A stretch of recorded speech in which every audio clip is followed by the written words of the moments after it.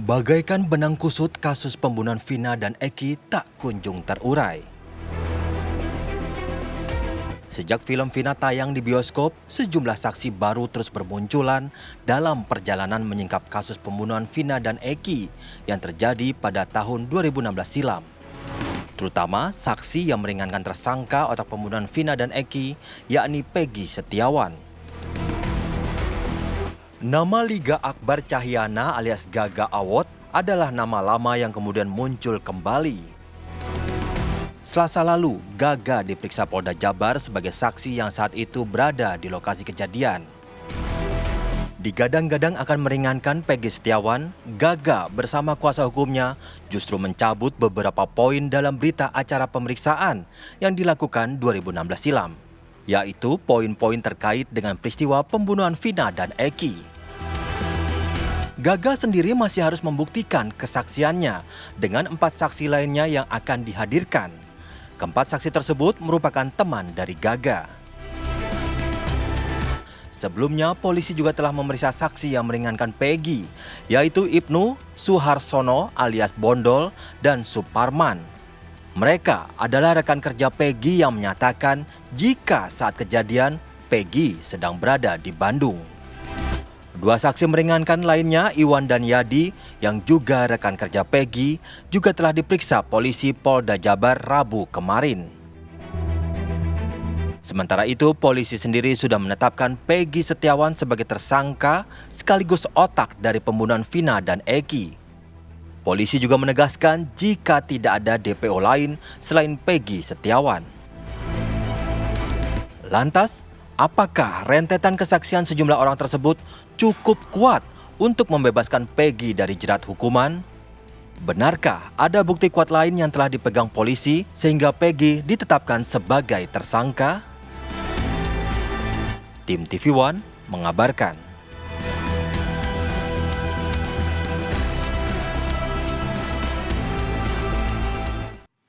Ya, saksi kunci kasus kematian Vina dan juga Eki yang pernah dihadirkan dalam persidangan tahun 2016, Liga Akbar kembali lagi dimintai keterangan oleh Polda Jawa Barat pada Selasa kemarin, di mana Liga Akbar ini menyatakan atau mencabut sejumlah poin pernyataannya di BAP kasus tahun 2016.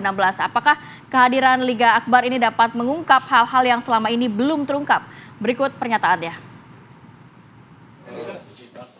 Minta doanya aja buat almarhum Eki, almarhum Vina, dan minta doanya buat semuanya biar kasus ini cepat selesai dan dibukakan keadilan buat kita semua. Cukup. Alasannya apa? Menjadi saksi kunci. Alasan dari pribadi. Saksi kunci. Yang mendorong Karena dipanggil dari Polda. Juga sebenarnya dengan almarhum sedekat apa sih, bisa diceritakan sedikit ya?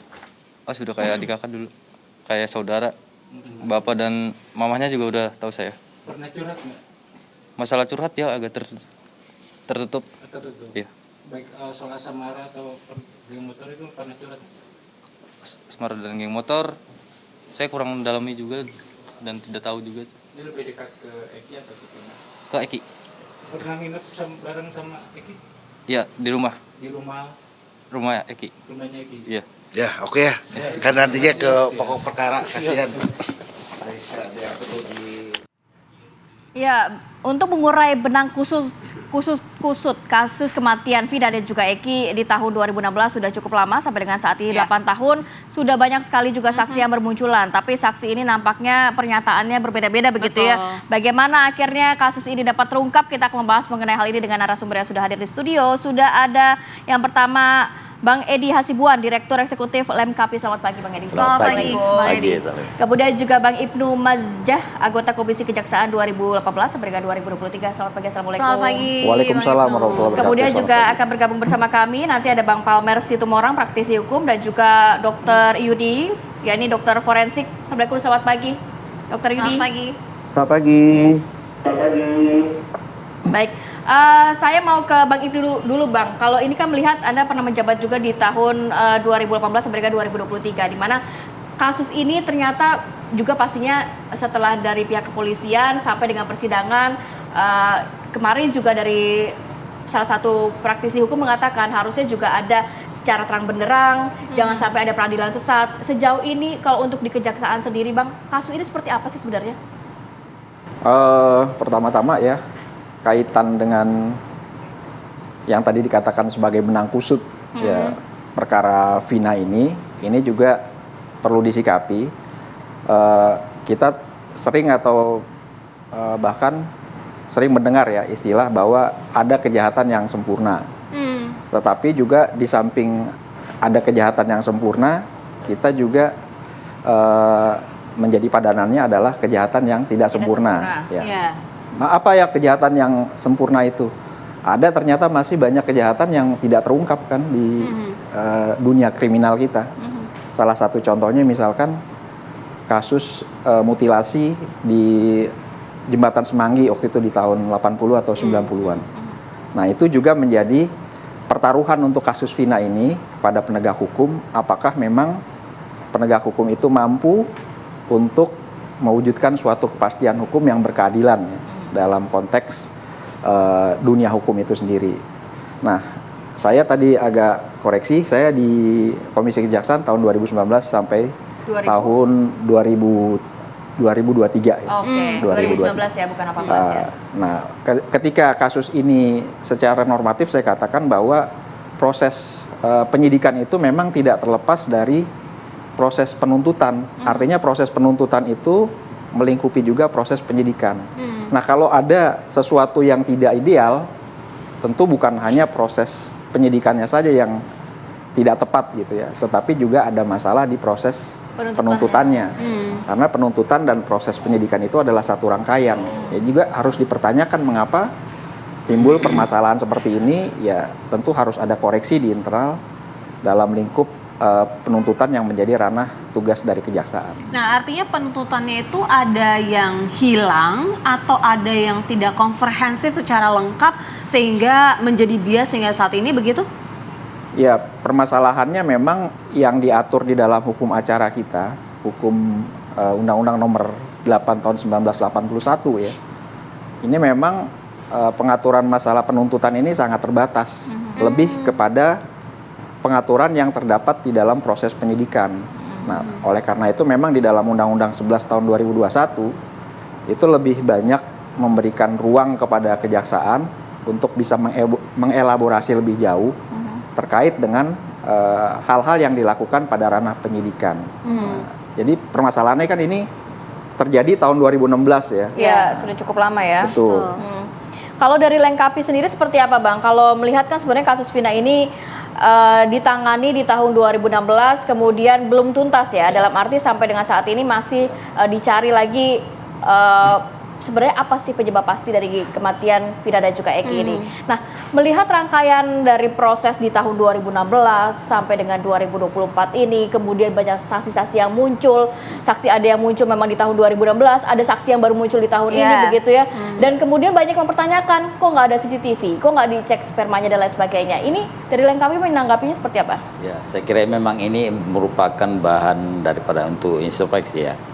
Bahan pembelajaran kepada jajaran Polri ya, termasuk bukan hanya Polda Jawa Barat, tetapi juga ini akan menjadi pembelajaran buat Polda lainnya. Kenapa demikian? Karena di dalam memang penyelidikan ya, kemudian penyidikan, dilakukan penangkapan, sampai proses kepada pengadilan ya, memang kadangkala tidak semua pelaku itu berhasil ditangkap ya. Kemarin di 2016 itu ditangkap 8 orang, kemudian ya, yang salah di sini adalah harusnya memang walaupun misalnya sudah tangkap 8 ya, kemudian yang lainnya harus tetap dicari ya. Tapi memang kita harus akui bahwasanya untuk mencari pelaku itu tidak mudah ya, tidak mudah karena banyak kendala-kendala ya, termasuk mungkin hilangnya mungkin salah satu pelaku atau apa ya. Kemudian di sini adalah setelah ini rame baru akhirnya dicari ya. Ini juga lah ya sebetulnya yang membuat masyarakat itu gitu ya. Tetapi semua ini bisa dijawab. Karena kalau kita lihat saat ini tersangka Peggy juga saya lihat melakukan bantahan ya. Dia bahkan masyarakat juga ikut juga memberikan apa. Tetapi ini semua bisa dijawab dengan adanya ketika polisi menggunakan scientific investigation ya, artinya penyidikan ilmiah. Pengakuan boleh berubah ya. Pengakuan boleh berubah, boleh dicabut, tetapi yang penting sebetulnya ada scientific investigation, penyelidikan ilmiah yang bisa betul-betul bisa dipertanggungjawabkan hukum ya. Nah, pakai itu scientific crime investigation tidak cukup kuat ya dalam kasus ini ya, sehingga saksi-saksi ini akhirnya dimunculkan dan diminta keterangan begitu. Ya, sebetulnya memang kalau misalnya itu dulu kuat, misalnya dulu ya, itu tidak akan merubah apa-apa. Walaupun misalnya ada sekarang perubahan pengakuan ya, kemudian ada juga saya lihat saksi juga ada yang berubah apa ya pengakuan juga ada ya, yang mencabut ada yang mencabut. Ya ini tentu akan menjadi bagian daripada gitu. dinamika ya di dalam hal proses kasus ini. Dia ini pasti adalah melihat daripada harapan masyarakat, kemudian ada kecurigaan masyarakat. Saya kira Polri harus bisa menjawab apapun juga yang menjadi keraguan masyarakat tadi, harus bisa dijawab Polri agar betul-betul bisa memberikan keyakinan kepada masyarakat bahwa kasus ini betul-betul sudah dilaksanakan dengan baik ya. Termasuk saat ini kalau kita lihat, kita harapkan agar penyidik Polda Jawa Barat itu segera melakukan rekonstruksi ya. Karena ini sangat penting ya. Nanti akan dilihat, kita akan lihat sendiri bagaimana proses pelaksanaan rekonstruksi itu dilakukan. Apakah itu betul-betul diterima secara logis dan sebagainya, itu akan terlihat nanti. Kalau untuk validitas dari saksi sendiri yang kerap kali juga mengubah-ubah statement mereka, pernyataan mereka, kesaksian mereka, itu akan seperti apa hingga terang benderang bahwa itu memang valid, memang benar gitu? Ya, makanya tadi saya sampaikan memang ini kadang-kadang pengakuan itu bisa berubah. Kadang-kadang juga bisa dipengaruhi oleh mungkin kuasa hukumnya juga bisa ya. Kadang-kadang juga bisa dipengaruhi oleh faktor lain ya. Kita tidak tahu ya. Tetapi makanya kami sampaikan kepada penyidik itu agar betul-betul bisa dibuktikan ya. Kalau misalnya kalau udah menyangkut masalah saksi yang saksi yang bisa tidak dirubah. Misalnya kan kalau udah masalah ilmiah seperti tadi misalnya dulu ada CCTV ya. Kemudian ada DNA. Saya kira DNA juga kan pasti apa ya. Kemudian kayak bukti digital kayak semacam pembicaraan atau handphone. Itu saya kira itu sangat cukup membantu untuk tanpa ada keterangan meyakinkan saksi-saksi yang cukup banyak ya. Ya, karena bagaimana apapun juga kata orang, apapun juga kata pelaku, tapi kalau memang udah ada bukti otentik yang bisa dipertanggungjawabkan, bukti digital itu tidak akan bisa dibantah. Oke, nanti kita akan sambung atau mendengarkan pernyataan dari Dr.